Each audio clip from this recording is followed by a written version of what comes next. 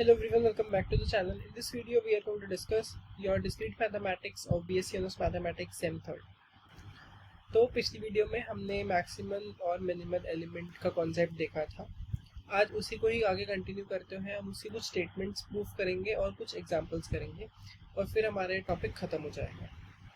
तो हम discrete mathematics में बहुत आगे पहुँच चुके हैं. Unit 1 is about to complete, जल्दी ही कंप्लीट होने वाली है.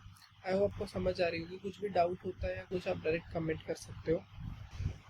ठीक है, तो हमारे पास जो हमारा देखो इसमें दो स्टेटमेंट थी इसके अंदर जो मुझे प्रूफ करानी थी. अब मेरे नोट्स के अकॉर्डिंग मैंने यहाँ पर इसमें कुछ सेक्शन वाइज इसको डिवाइड नहीं कर रखा है नंबर वाइज, तो नहीं होगा फिर सेक्शन वाइज डिवाइड. तो हम अब एक स्टेटमेंट आती है, जैसे देखो,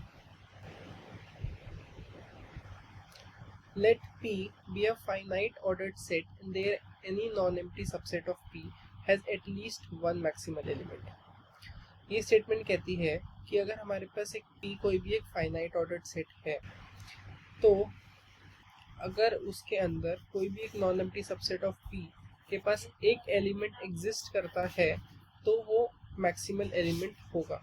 अगर आपको छोटा मोटा बताऊं तो कह रहे हैं अगर P कोई भी एक ऑर्डर्ड और फाइनाइट ऑर्डर्ड सेट है तो उसमें एक ना एक मैक्सिमल एलिमेंट एग्जिस्ट करेगा. ये हमारी स्टेटमेंट कहती है कि अगर कोई भी फाइनाइट सेट गिवन है उसमें एक मैक्सिमल एलिमेंट हमेशा एग्जिस्ट करेगा.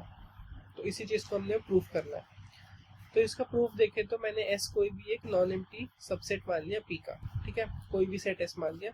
मुझे क्या शो करना है? मुझे शो करना है कोई एलिमेंट X उस S के अंदर बिलोंग करता हो सच दैट कोई दूसरा Y ऐसा ना हो जो उस X से बड़ा हो. तो हमारी स्टेटमेंट यही कहती है ना कि एक ही एलिमेंट एग्जिस्ट करना चाहिए, एटलीस्ट एक एलिमेंट एग्जिस्ट करना चाहिए फाइनाइट सेट में जो होगा मैक्सिमल एलिमेंट. तो हमें तो यही शो करना है ना कि वो एक एलिमेंट X S के अंदर बिलोंग करे सच दैट कोई और एलिमेंट Y उसके अंदर ना आए जो X से बड़ा हो जाए. ये मुझे प्रूफ करना है, ये मुझे शो करना है. तो सपोज लेट कर लो कि x1 एक S के अंदर कोई भी एक एलिमेंट लिया मैंने. ठीक है, x1 कोई भी S सेट के अंदर एक एलिमेंट लिया. अगर वो x1 उस एलिमेंट का मैक्सिमम एलिमेंट है, अगर x1 is belongs to max S, अगर वो उसका मैक्सिमम एलिमेंट है तो हमारा काम हो गया. हमें ये बताना था कि मैक्सिमम एलिमेंट एग्जिस्ट करता है, लो कर दिया अगर x1 होता है. ठीक है, सपोज अगर x1 के अलावा एक और एलिमेंट x2 एग्जिस्ट करता है तो such that x1 is less then x2. ठीक है, सपोज x2 को एग्जिस्ट करा तो एक एलिमेंट आया जो x1 से बड़ा है x2, तो दैट मीन्स जो x2 है वो मैक्सिमम हो गया हमारा. x2 belongs to max of S, यही हो जाएगा, है ना. तो भी हमारा काम हो गया. ठीक है, एक और कंडीशन ले लेते हैं. अदरवाइज एक और एलिमेंट एग्जिस्ट कर गया x3 S के अंदर such that x1 is less then x2 less than x3, मतलब x3 सबसे बड़ा एलिमेंट हो गया x2 और x1 से. तो ठीक है, x3 हो गया तो x3 हो जाएगा हमारा मैक्सिमम एलिमेंट और हमारा काम हो गया. ठीक है, तो ये प्रोसेस चलता ही रहेगा. Otherwise inductively as above, since S is finite this process stop after some steps k less, जब हमारा k less than mode of S आ जाएगा और हमें एक सीक्वेंस मिल जाएगी x1 x2 up to xk तक इन S में, और ऐसे ही रिलेशन बनता जाएगा और सबसे बड़ा एलिमेंट है जैसे xk हो जाएगा, इसमें आ जाएगा हमारा मैक्स S में. तो हमारा मैक्स S क्या हो जाएगा? नॉन एम्प्टी, या फिर कह लो उसके अंदर एक मैक्सिमल एलिमेंट एग्जिस्ट करेगा. ठीक है, बहुत इजी सा प्रूफ था, कुछ नहीं करा हमने, बस बार बार एक कंडीशन हमने ये शो करना था कि एक एलिमेंट X उस सेट के अंदर हो और उससे बड़ा एलिमेंट कोई एग्जिस्ट ना करे. तो हमने सारी कंडीशन दिखा दी कि अगर x1 है, लेट सपोज वो एक एलिमेंट है, वो हो गया मैक्सिमम. ठीक है, सपोज x2 एक एग्जिस्ट कर गया तो भी दिखा दिया, सपोज x3 एग्जिस्ट कर दिया तो भी दिखा दिया. ठीक है, तो बहुत छोटी सी चीज़ थी, नहीं समझिए तो एक बार रिवर्स करके देख लो. अब आती है सेकंड स्टेटमेंट. सेकंड स्टेटमेंट क्या कहती है? Let P be a finite ordered set and let X belongs to P be an any element, then there exist y belongs to max P such that X is less than y. कहते हैं P कोई भी एक finite ordered set है. P अगर कोई भी finite ordered set है तो उस सेट में एक एलिमेंट एग्जिस्ट करा X. ठीक है, एलिमेंट P के अंदर एग्जिस्ट करा X. फिर कहता है कि there exist a Y which belongs to maximum of P, कि X तो एक नॉर्मल एलिमेंट होगा P के अंदर, लेकिन एक एलिमेंट और Y एग्जिस्ट करा जो p का क्या है, मैक्सिमम एलिमेंट है, सच दैट मुझे ये प्रूफ करना है कि जो x है वो y से छोटा होगा।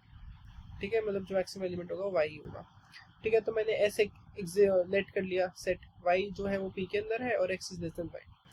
तो हमें पता है रिफ्लेक्सिविटी से, रिफ्लेक्सिव रिलेशन जो होता है कि x is related to x, तो हमारा x is less than x। अब यहाँ पर जो x है वो किस में बिलोंग कर रहा था, हमारा s में। ऊपर देखा ना हमने, जो s था वो उसमें बिलोंग कर रहा था। और हमारा क्या कहते हैं, s जो है वो नॉन एम्प्टी, और हमने अभी ऊपर प्रूफ करा है कि अगर कोई भी नॉन एम्प्टी सबसेट होगा तो उसका फाइनाइट ऑर्डर सेट के पास मैक्सिमल एलिमेंट होगा। अभी ऊपर प्रूफ करना, अगर कोई भी फाइनाइट सेट होता है तो उसका एक मैक्सिमल एलिमेंट एग्जिस्ट करता है।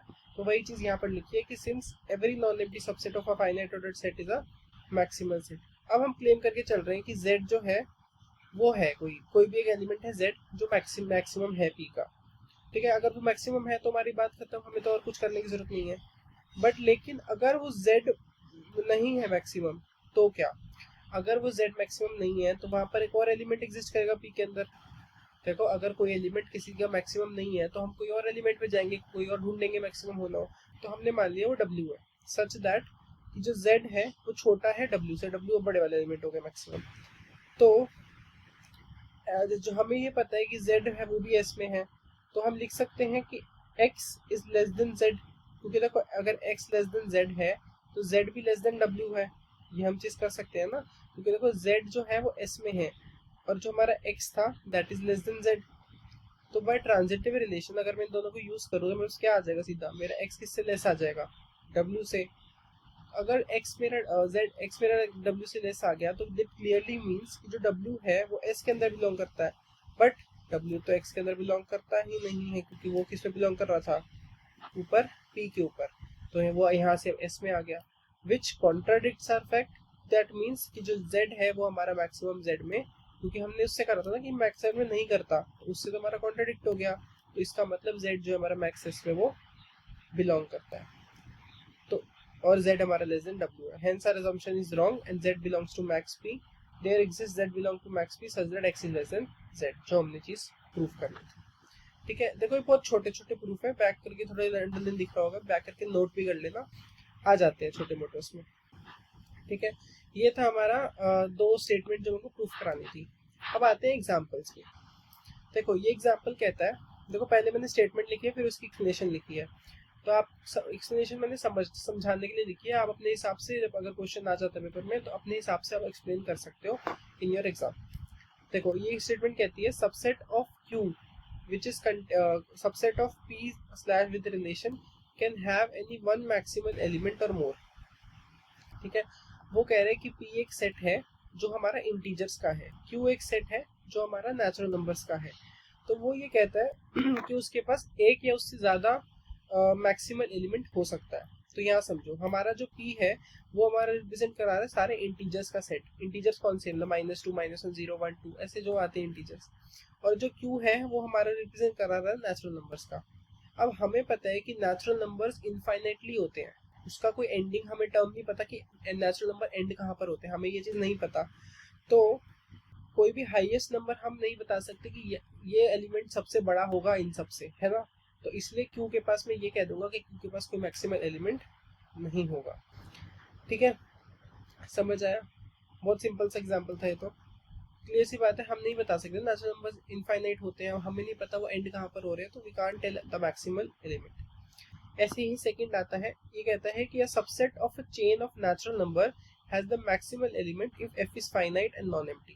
कह रहा है कि अगर मैं चेन लूँ नेचुरल नंबर की, हमने जो एंटी चेन पढ़ी थी ना, वो नेचुरल नंबर्स की चेन लूँ, उसके पास मैक्सिमल एलिमेंट तब होगा जब वो फाइनाइट होगा। ये तो ऊपर ही पढ़ाए हैं, अगर कोई भी सेट फाइनाइट होता है तो उसके अंदर मैक्सिमल एलिमेंट एग्जिस्ट करता ही है। तो वही चीज़ है, तो ऐसी समझ आ जाएगी। तो देखो n बोला है चेन है, तो चेन तो वही थी ना जिसमें आप दो वेरिएबल्स को ऐसे कंपेयर करते हो, a लेस देन b वाला, b लेस देन a वाला, जो मैंने कराया था वीडियोस में। ठीक है, तो समझने के लिए कह लो कि 3 इज कंपेरेबल टू 5 या फिर 3 इज लेस देन टू 5, तो हम इसमें कंपेयर कर पा रहे हैं ना। तो वैसे चेन वो है नेचुरल नंबर्स के लिए कहना। अब ये कहता है कि this says subset of natural number will have maximal element if and only if it is finite. ठीक है। तो वो कह रहे हैं कि नेचुरल नंबर के सबसेट में मैक्सिमम एलिमेंट तब एग्जिस्ट करेगा जब वो फाइनाइट हो। बात 2 भी है। देखो अगर वो फाइनाइट सेट है 3 7 12, तो उसका मैक्सिमम एलिमेंट क्या होगा 12, क्योंकि 12 यहाँ पर सबसे बड़ा है। तो ऐसी अगर इनफाइनाइट सबसेट है जैसे 2 4 6 dot dot dot even numbers की इनफाइनाइट सबसेट है, क्योंकि इवन नंबर तो आएंगे ना, और तो इसके पास कोई मैक्सिमम एलिमेंट नहीं होगा। तो this example just want to say कि अगर कोई भी चेन आती है नेचुरल नंबर्स की, तो वो मैक्सिमम एलिमेंट तब होगा जब वो फाइनाइट होगा। बस उसकी एक्सप्लेनेशन लिखी है मैंने, ठीक है। थर्ड आता है हमारे पास p with natural power set of natural numbers with a subset relation is equal to p। तो ये क्या कह रहे हैं कि जो p है वो p अगर power set of natural numbers ले रहा हूँ, the collection of all possible subset of natural numbers ordered by the inclusion relation. q कोई भी कलेक्शन है सबसेट का of n except entire set n। अब जो q है वो सारे n के क्या कहते हैं सबसेट है except the entire set n। अब यहाँ पर हमसे वो क्या पूछ रहा है, वो हमसे पूछ रहा है वही मैक्सिमम, हर एक क्वेश्चन में मैक्सिमल और मिनिमल की बात कर रहा है। यहाँ पर मैं सिर्फ यहाँ पर आपको टॉप एलिमेंट का बता देता हूँ। अब देखो वही ऊपर वाली सेम चीज आ जाएगी। अभी हमने नेचुरल नंबर्स के बारे में देखा कि नेचुरल नंबर्स आर इनफाइनाइट है, उसका कोई एंडिंग नंबर नहीं पता हमें कहाँ पर वो एंड होते हैं।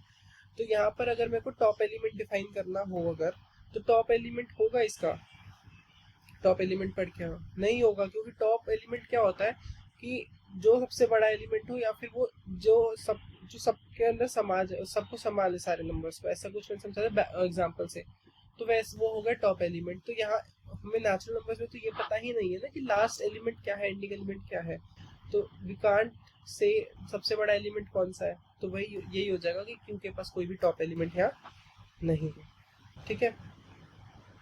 ये हमारे पास क्या हो गया, थर्ड वाला एग्जाम्पल था ये। मतलब ऐसे सीरीज वाइज तो नहीं होंगे, बट हाँ आपकी बुक में कुछ एग्जाम्पल्स होंगे, उसका ही ये था, ठीक है। ये था आपका जो हमने आगे आज कंटिन्यू करनी थी 2 स्टेटमेंट, एंड आई गेस बहुत है इसलिए इस वीडियो के लिए। नेक्स्ट वीडियो में हम करेंगे आपका हमारा टॉपिक का नेक्स्ट बचा है लीनियर सम वाला है शायद, हाँ लीनियर सम है या सम ऑफ ऑर्डर्ड सम, जो भी है ये वाला टॉपिक बचा है हमारा, नेक्स्ट करेंगे हम नेक्स्ट वीडियो। सो इस वीडियो के लिए बस इतना ही, इतना बहुत है। आप तब तक इन दोनों स्टेटमेंट्स को देख लेना, नोट करके एक बार खुद ट्राई कर लेना। Till then thank you for watching, and if you like please share, subscribe and press the bell for more updates, and don't forget to like the video.